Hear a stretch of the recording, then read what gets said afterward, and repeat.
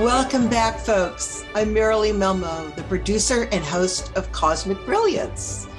Today, I have designed what I hope for you will be both an entertaining way to present approximately true historical jewels, heart-stopping adventures, and stellar love stories that profoundly moved my heart. Today, you will be a silent yet participating audience in what I consider one of the most historical moments when a pivotal vote and decision was made to let humans on Earth destroy themselves within a couple of decades or be assisted by the Galactic Federation of Worlds. This past week, over 3 nights, I read Elena's Galactic adventure book, couched to science fiction, called Resilience Beyond the Impossible. Good name. Published last year, 2020. I literally could not put it down. Before the show, I even mentioned to Elena, I am sure it is going to be a blockbuster in the future. So, Elena, with that, I welcome you and thank you for being so willing to participate in this shared collaborative show today. Thank you, Merrily. Thank you. Elena and I invite you to travel a wee ways back in time to attend as box seat onlookers one of the most impactful meetings in recent human history with potential monumental repercussions for our human race. Elena, approximately when was the date that this pivotal meeting was held? Do you know? Well, I wanted to set my novel in the 1940s because that's when all the wave of UFO sighting and alien contact happened. But then I needed as the stage in my story to that one of the characters looks for something on Google, so it couldn't be in the 1940s. So I pushed it back to the early years 2000, and so the whole story is set between the year 2000 and 2010, more or less. So I'd say this meeting in the novel occurs around maybe 2010, around this time. Good. Let's begin, Elena, by having you share brief descriptions of, say, 8 of the key attendees and council members that were at this meeting so that the audience won't get lost when I share the story. Sure. So first you have a lady called Dar Dothan. She's the High Commander of the Galactic Federation of Worlds. She's a theologian. And she's the most powerful person in the galaxy. Then you have Erkalis Khan, who is a theologian as well. The theologians are playing a big role in the story, which is not that important in reality, but in the story, it's the theologians on the front. So Erkalis Khan is a theologian commander of an underwater based from the Galactic Federation under the Atlantic Ocean, and the name of the base is called Terra.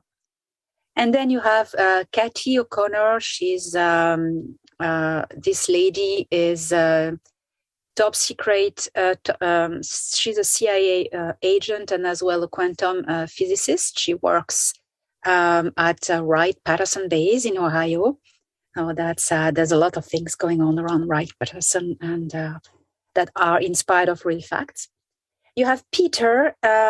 She's Kathy's boss. Actually, she works. He's the top scientist of the base, a quantum scientist more particularly, and he has a good intuition, and he's a very good friend with Kathy. And then you have alien Prime Minister Vargan. I don't remember what species he is. It must be Delusion or something else. I don't remember. So he's part of the government of the Federation. You have Orgona, she has a little role. I would say one.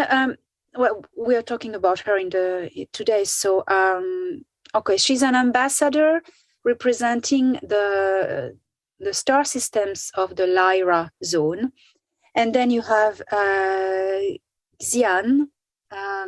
He's an immersed species, and is an emissary for the Orion Council of Five. And Jaida is a Pleiadian counselor. So at the time I wrote this novel, I knew nothing about all the races. So I said generally Pleiadian, Lyran, but in fact I wrote this book before A Gift from the Stars. I didn't have all the intel, so it's very general regarding to the races. But I suppose I envision the Pleiadians like the Ahil, the tall blondes. So here we go. Thank you. I am thankful that Elena has given me permission to share some key pages from her book, Resilience, where Kathy, the top secret human intuitive warrior, and the Telosian commander, Kalis Khan's presences are requested at the final Galactic Federation of Worlds High Council to stand for and in behalf of the humans on Terra. So everyone, before taking your seats, please make sure and use the facilities and partake of some water first. Now, sitting comfortably high in your box seats, you gently gaze upon the images before you, images of the higher density Galactic Federation of Worlds Council Hall, where the members are gathering. The loud rumbling of the heavy double doors opening on their hinges drew Kathy and Hercules' attention towards the top of the double helix monumental staircase. A row of magnificent guards appear and take position on either side of this doorway. Kathy noticed that the guards weren't wearing the strict indigo-colored uniform belonging to the Alliance, but rather attired in strikingly beautiful armor, with their heads covered in sophisticated helmets and clasping upright spears whose tips glowed with some kind of magical device. Kathy felt those must be some kind of mortal weapons that could probably direct lethal rays. Hercules stepped forward as the great Commander Supreme of the Galactic Federation of Worlds, Dar Dothan, appeared at the top of the staircase. Welcome to Telogia Prime, Hercules Khan. I am pleased as well to meet you, Kathy, from Terra. Please follow me. As Kathy and Hercules climbed the stairs closer to Dardothan, Kathy's heart nearly stopped as she realized suddenly that she was standing in front of the most powerful person in the galaxy, the woman who had ultimate authority above everything and everyone. Dardothan, imperial in her magnificent outfit, wearing a bountiful indigo velvety dress, elaborately ornamented with pearls and silver embroidery. The elder woman had long white hair falling freely onto her shoulders and a metallic circlet upon her head. Her vibrant eyes, still full of wisdom, shone like sapphires. Kathy used all her military training in fearlessness to command her body not to shake from the rushing adrenaline. She had fought terrible dangers on Zeta 2, dealt coldly with vicious predators on Earth, met highly ranked officials and politicians. But here, in front of this woman, she was losing her strength and struggling to keep her heartbeat at a normal rate, biofeedback mastery that she had been trained in. Kathy and Commander Hercules followed this illustrious older lady and her escorts through another huge hall surrounded by a colonnade.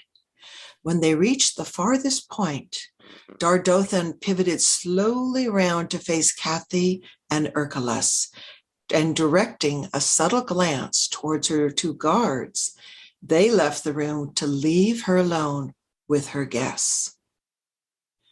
A row of majestic, lustrous, tall columns outlined Dardothan's silhouette, and behind them was a stunning panorama of a glistening city.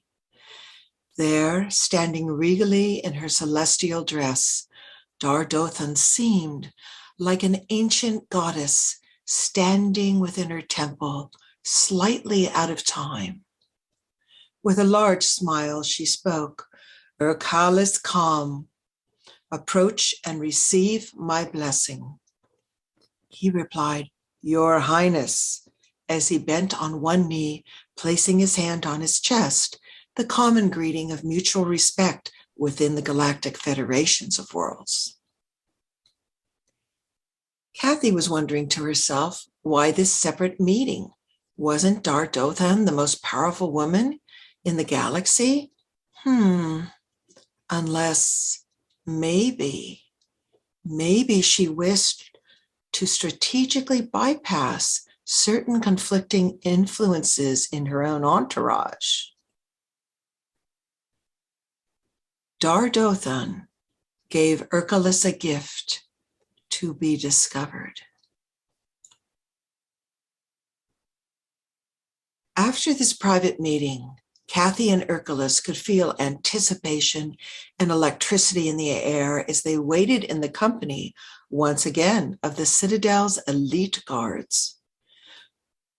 Commander Ercole leaned closely to Kathy and quietly whispered, "You know, never in the history of the Galactic Federation has a non-federated species passed through that door over there.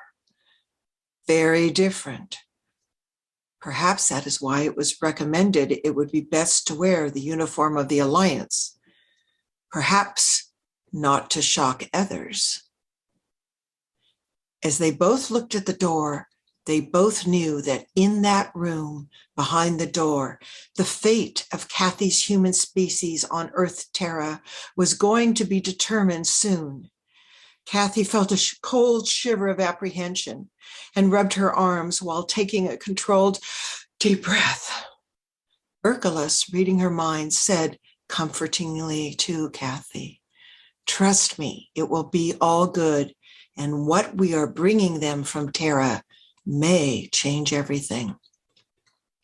She softly responded, "I'm so nervous." They both immediately jumped a little when at last the two heavy doors finally opened and 4 armed guards came out to personally escort them inside. Dardothan was now sitting imperially on a monumental throne made of multicolored shimmering gemstones. In the center of the semicircular arena, up higher, was seated the various members of the High Council representing all worlds of the Galactic Federation. As if this wasn't overwhelming enough, bright sunlight in a focused ray was pouring down from the center oculus of the dome, casting silhouettes of each council member into ghostly shadows. Commander Ercole recognized those seated in the proximity of Dardothan as Mara, Dardothan's daughter, and Vargon, the prime minister, along with a few others. A beautiful Palladian woman was also seated close by, representing her people, and of course recognizable by her long, lustrous blonde hair, her fair complexion, and her large, wide, almond-shaped azure eyes. Kathy just wished at this moment her boss, Peter, was here to see this. She realized this was the heart of the galaxy, its nervous system, and she and Ercole were now standing in its very center as everyone gazed upon them. Dardothan now spoke, welcoming Alliance warrior and scientist Kathy, the Terran, and Commander Ercole Khan, the Telosian, to the proceedings, and introducing both of them to the members of the High Council. Dardothan then requested that Ercole give his report of all the incidents that had happened since the start of the abduction trials. Since Telosians can cloak their memory and mind read others as well, Ercole was asked at different intervals, as was custom if needed, to allow his memory to be available for probing while he related the details of his report. This occurred, and it was confirmed that every word he spoke was the truth. While Ercole shared his stories, Kathy was scrutinizing the reactions and responses of the faces of the deputies, keeping a special eye on Prime Minister Vargan, who, as she anticipated, did have his mouth slightly curled down into a spiteful grimace. She was secretly contemplating if the rules of reading human body language on Earth would apply to other species here as well.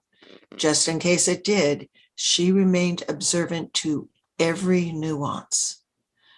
Ercole, now finishing, had impressively spoken throughout his entire speech while retaining his calm demeanor. Now, council interrogations began.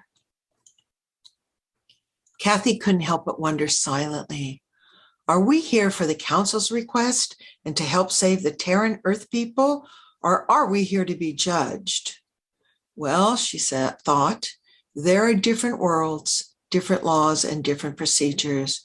We must respect protocols. Ercole spoke up. It isn't the children of Terra who deserve to die.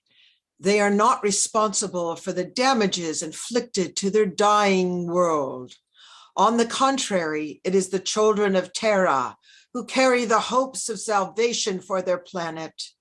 The ones to blame and to be stopped are the corrupted leaders of Terra. Terran children do not deserve to die. They are innocent. With his passionate speech still resonating in the air, a tall being stood up and stepped forward into the sunlight. Kathy recognized right away the Arcturian features with their elongated skulls. She remembered the previous rescue excursion to the Zeta system, being aboard the Alliance Mother ship with a calm and very capable Arcturian commander. She found herself breathing slightly easier as she recalled that the Arcturians were on their side. I am Arcturian Counselor Makoba, speaking on behalf of the Orion Council. We have been watching Terra for a long time, and we do not recommend the eradication of its dominant species. I recall the first clause of the Galactic Codex, which stipulates that it is unethical to interfere with lesser evolved cultures, including the use of strength, unless they are threatened by the outsiders. In that case, the Federation can evaluate the situation and then choose a response. Ambassador Vargan immediately jumped up, protesting. This is not about protecting the Terrans, but about protecting us, the Federation, from the Terran threat. Pointing a finger at Kathy, but addressing the assembly, he shouted, these people are a threat to the order of the galaxy. If they survive what they started on their world, which I don't have great hope for anyway, will then expand throughout the galaxy, scattering war and disaster, and we must stop this poison from spreading before it's too late. Kathy could not prevent herself from stepping forward under the echoes of the assembly. She spoke firmly. So then, at least give us a chance to auto-destroy ourselves by our own hands. If you are so sure we're not going to make it, why do you need to intervene? Why not wait until we do it ourselves? Vargan riposted.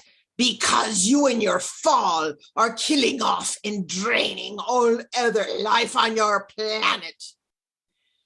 Kathy, stepped further forward into the middle of the semicircle. All of this is about my people's fate on Earth, isn't it? I don't understand why the Galactic Federation of Worlds, Supreme Elders, and Supreme Intelligence would decide to wipe out a species that's about to be a member of this illustrious and powerful institution in order to preserve the lesser evolved, more primitive species on our planet, Terra. Yes, we are dangerous. Yes, we are ruled by a toxic elite and have war in our blood. But please give us a chance. As Commander Urkelas Khan just mentioned, the children of Terra are innocent. What if we end up destroying everything and us with it? At least we would have tried. At least we would have had our chance. However, if there's one thing we have learned, it is to never underestimate the power of life. We all know that this is not the first mass extinction Terra is facing again. It is the 6th. The power of life is amazing, and Terra's actual amazing biodiversity as it stands now is the product of only a mere 4% of what has survived from the last mass extinction. If humanity wipes itself out, in 30,000 years, all trace of it will have disappeared, swallowed back up by nature as if we had never existed. And Terra will be a paradise once again, crawling under new biodiversity. So please, if there's an exemption to your Galactic Codex that you may wish to make, it is don't wipe out our species. Instead, help us. Support us, believe in us, just as the Palladians do. We just heard from the Arcturian counselor that there is a clause in your directive that gives the Federation the prerogative to protect lesser species from an outside threat. What were those exact words? The Arcturian counselor responded, "The Codex of Laws of the Galactic Federation of Worlds stipulates that it is not ethical to interfere with primary cultures unless they are threatened by an outside enemy." Urkelas, with a slight, barely visible smile, added, "In that case, it is the legal obligation of the Galactic Federation of Worlds to act and defend this Terran culture word for word." Kathy chimed in, "Thank you, word for word." At this precise moment, a slim female creature walked down a few steps to stand under the sunlight. This being was wearing a long emerald-colored skin-tight silk robe that undulated with each graceful step she took. When Kathy saw her beautiful feline face framed by an abundant mane of hair, she put a hand on her heart. She had seen this species already in the asteroid belt somewhere. This being stood forth and said, "I am Ambassador Argona, representing the Lyran systems. We, as one of the oldest races in this galaxy, have seen worlds and species rise and fall, war and peace rolling past us like waves. As silent watchers, we have shed tears due to the desolation caused from the poisonous greed of some races, scattering destruction behind their trails. But never, ever have we interrupted the thread of evolution and the plans of the multiverse. Speaking on behalf of the founders of life,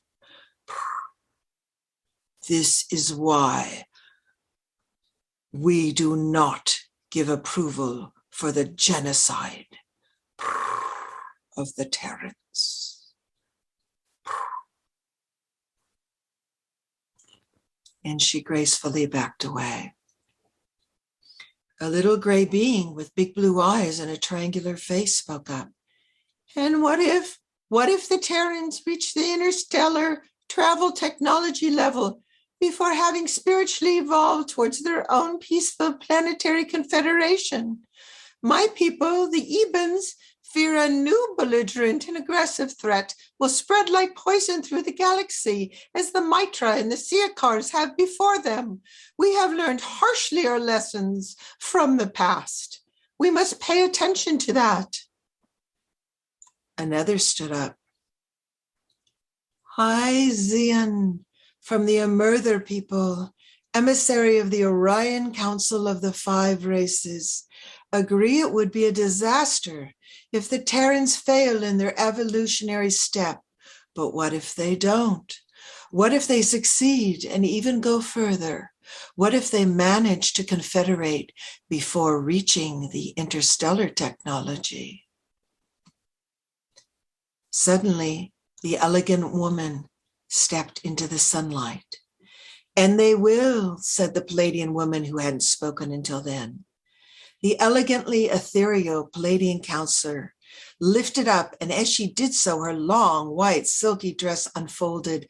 Floating behind her, she stepped towards Kathy and Hercules.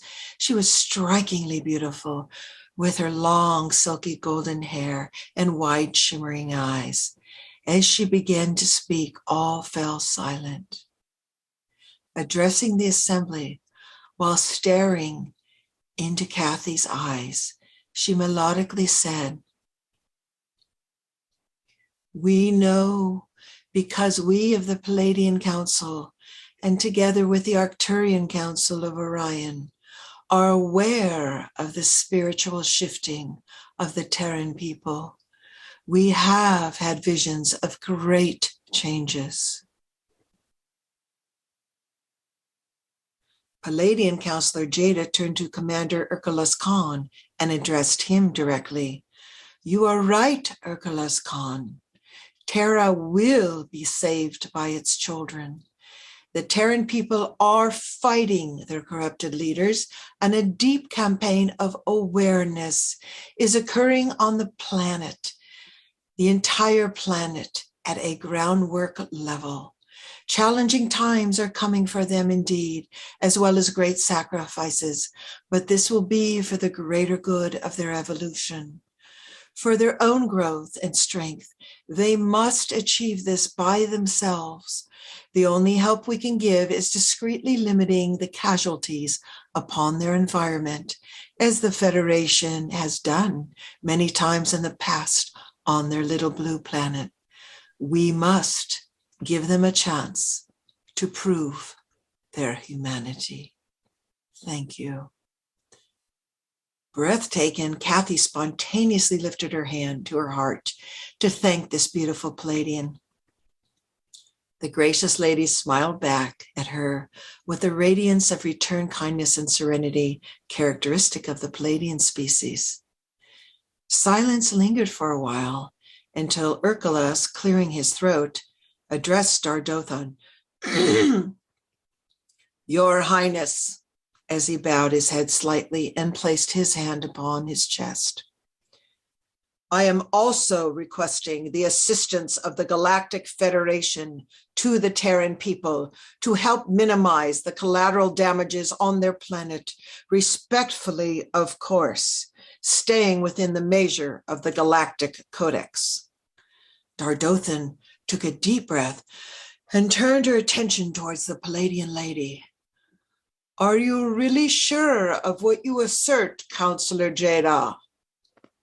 Jada confidently responded, "More than certain, Your Highness." Suddenly, Vargan intervened. "Your Highness, how can you Palladians be so sure unless they themselves have a personal agenda on Terra?" "Prime Minister," replied Dardothan, "I do take into consideration The Palladian and Arcturian innate abilities to foretell and see through the hidden circumvolutions of space and time. Terra has been helped already by the Galactic Federation several times in the past, as its dominant species appears to have difficulty evolving beyond its belligerent nature. They seem to never learn their lessons. However, it is now, at this time, a question of preserving the habitat and biodiversity of an entire planet, and we will need to deliberate carefully before making any irreversible decision in one way or the other. We have made errors in the past indeed, and lost entire worlds. We must make the wisest decision now. Your Highness, intervened Archelaus. There is something we brought from Terra that may help you make up your mind. Please. Dardothan lowered her perfectly arched eyebrows in an expression of curiosity. Her sharp blue pupils sparkled with attention as Archelaus invited Kathy to pull from her pocket in her uniform a tiny translucent sphere. This sphere she held in her hand and approached Dardothan.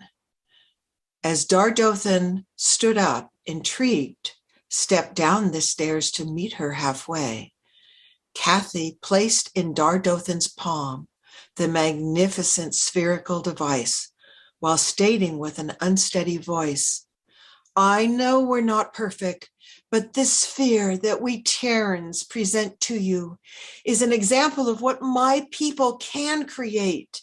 This is their legacy, a cry for salvation.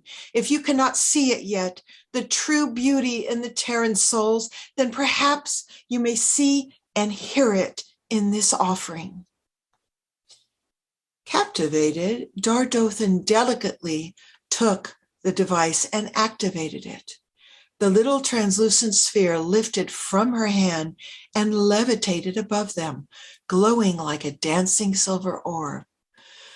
Within this device, Commander Velyar on the Moon facility had transcribed the data that Peter, Kathy's quantum scientist and intuitive boss, had sent them from Earth as the last strategic hope for the Terrans to be used, if necessary, at the High Council meeting.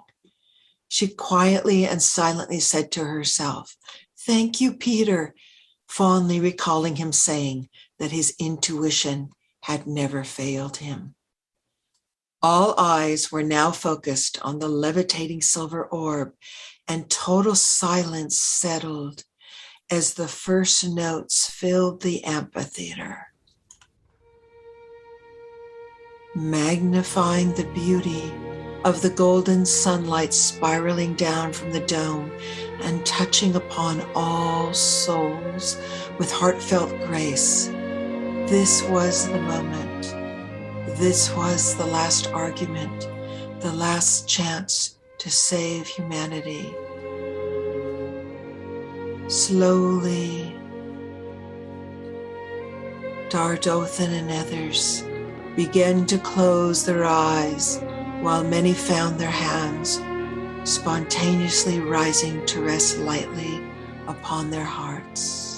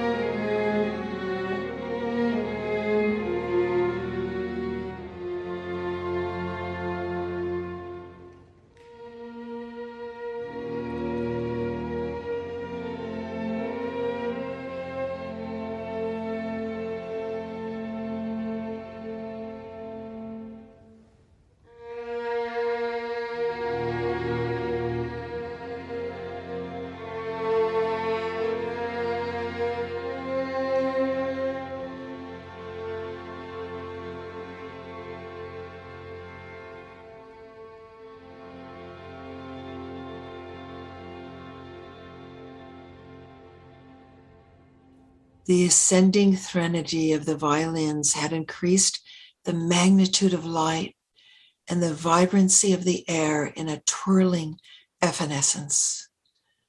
Prime Minister Vargan lifted a shaking hand to his forehead and turned his face away, visibly troubled by embarrassment. Or was it emotion? Kathy's heart leaped for joy when she saw Vargan wiping away a tear. Darth Dothan slowly raised her eyes upwards towards the light. And yes, one tear was slowly trailing down her cheek. A tear that would save humanity. They, like you now, had all listened to the music, the last lamenting crescendo cascading down until the very last note dissipated beneath the council dome. Dardothan remaining still, barely breathing, and the depth of silence carried with it deep emotions on timeless waves of perfect stillness. Dardothan raised her hand and pronounced her decision along with a unanimous vote of the council in favor of the Terrans. There were no words that could possibly describe what happened. Kathy found herself laying back in a large armchair in the foreroom of the Galactic Council, her nerves exhausted, while Erculus was rubbing his forehead in disbelief at what had just occurred. Standing at the bay window, he was staring out at the vast city below that spread out to the horizon, settled in a golden mist from the second sunrise, inwardly exhausted. Hearing steps behind him, he sensed Vargan approaching. Vargan saluted Erculus, stating, "Well done, you did it," and then quickly receded into the crowd. Mara Dothan, the daughter of Dardothan, rushed out of the room to join them, smiling. Kathy stood up, of course, respectfully to salute Mara. As Mara spoke lightheartedly, "This was excellent. Congratulations, Erculus. And this music." At this moment, Kathy could barely wait to access a communication point so she could transmit to Peter, her boss, the victory that had just happened for the Terran people, and to especially thank him for his legendary intuition that once again never failed. Of all the music produced on Earth since immemorial times, Peter had picked the very piece that would draw tears from all the beings in the galaxy.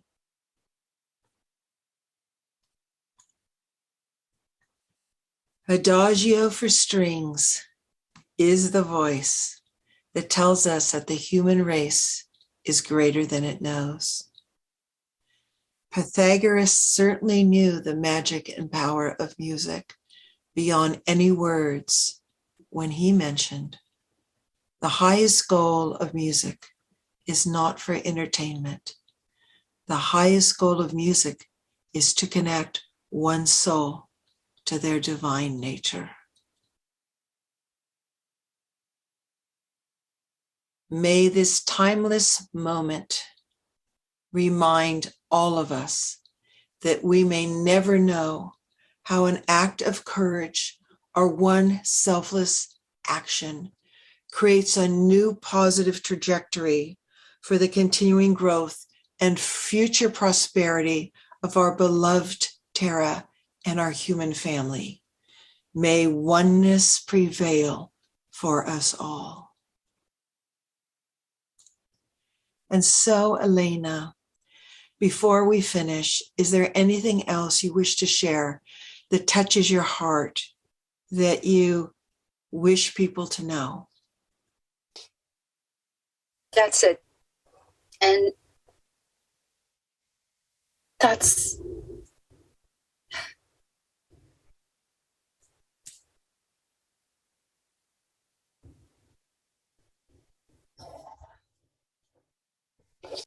Agreed. Beautifully expressed, Elena. Thank you, Starmate. So everyone, let's support Elena, and she will tell you where to get the book and why it has 2 covers. Elena, will you explain that for everyone?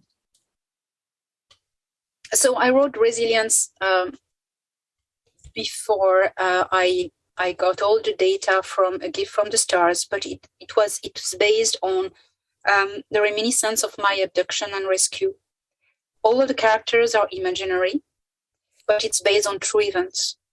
And everything you find about Wright Patterson, about the Galactic, what's happening in the galaxy and everything, it's based on true events. The names of the races, I didn't have them at the time. I just could stick some names like Sikaar, Mitra in it that at the last moment, but I couldn't change everything. So it stays like global, names like Arcturians, Pleiadians. I wish I had written Gift from the Stars before, but that's how it is. So enjoy just the adventure and the romance. There are 2 big romances, and oh my God, I wrote the book. I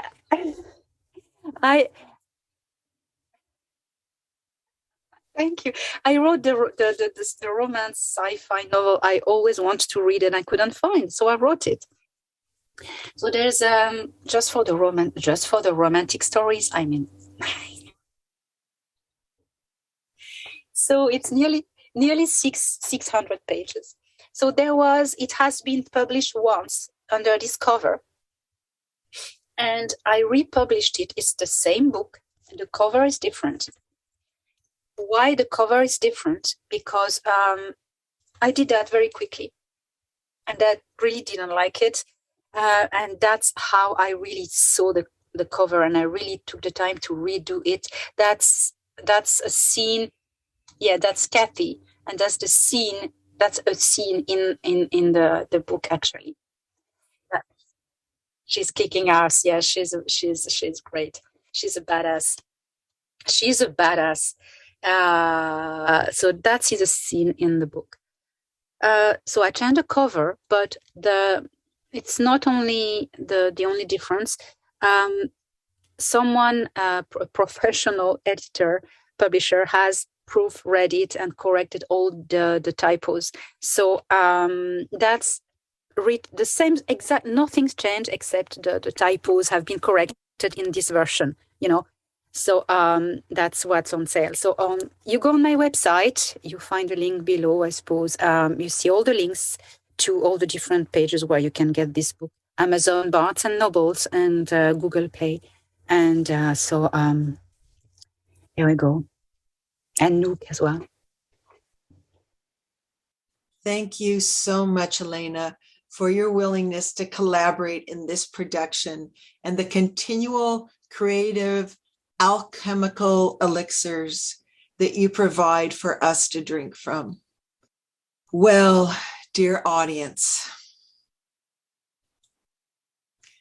may this pivotal piece of human galactic history not only give you a sigh of relief, but inspire you to remember that sometimes when things seem to all be falling apart, they may actually be falling into place.